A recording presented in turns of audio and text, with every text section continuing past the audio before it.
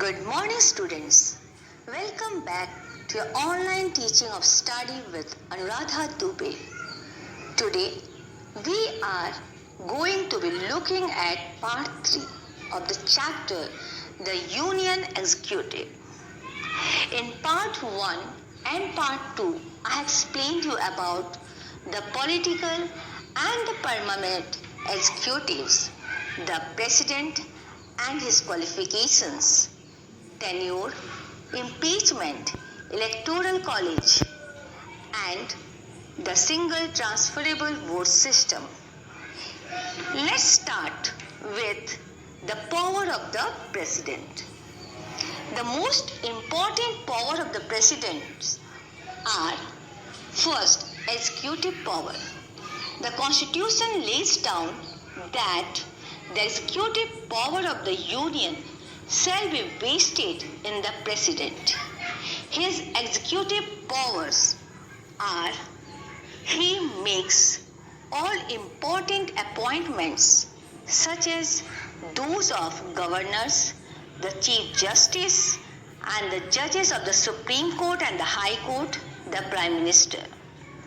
He administers the Union territories and the border areas.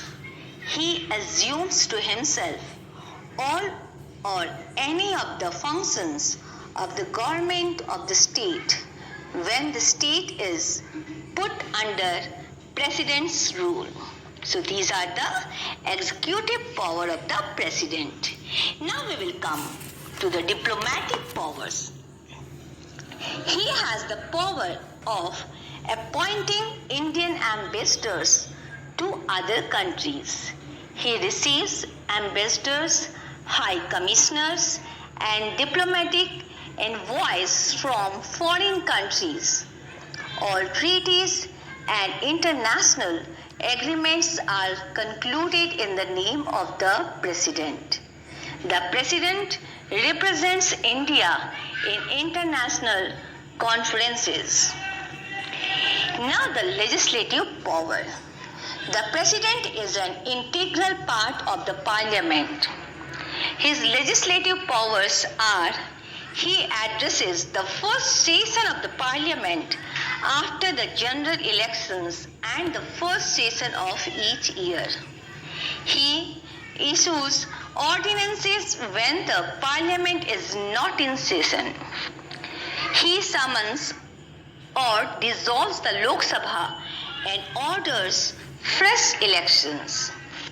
A bill passed by the Parliament must receive his assent before it becomes an act.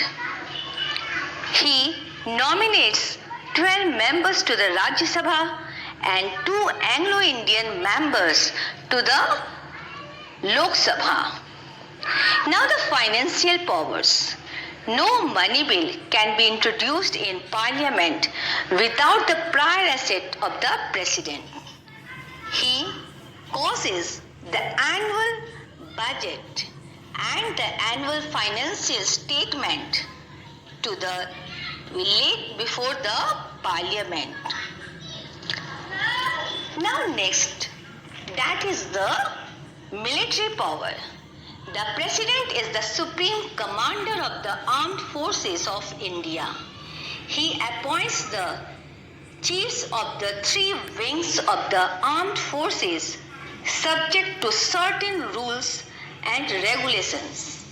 He has the power to make declaration of war and peace on the advice of the Council of Ministers. Now the next is the judicial power. He appoints judges of the Supreme Court and High Court. He can grant pardon, reprieve, or remission of punishment or commute a death sentence. He can seek legal advice to the Supreme Court on any question of law. So these are the judicial function or power of the President. Now next is the discretionary Power of the President. The President of India enjoys certain discretionary power which he uses his wisdom and judgment.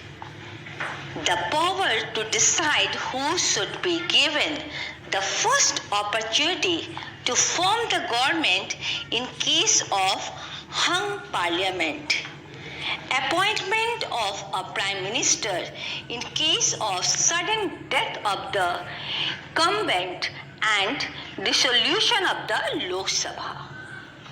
Now next is the emergency power. He can declare an emergency if there is a threat to the security of India or any part, or if there is a failure of constitutional machinery in a state, or if there is a financial crisis.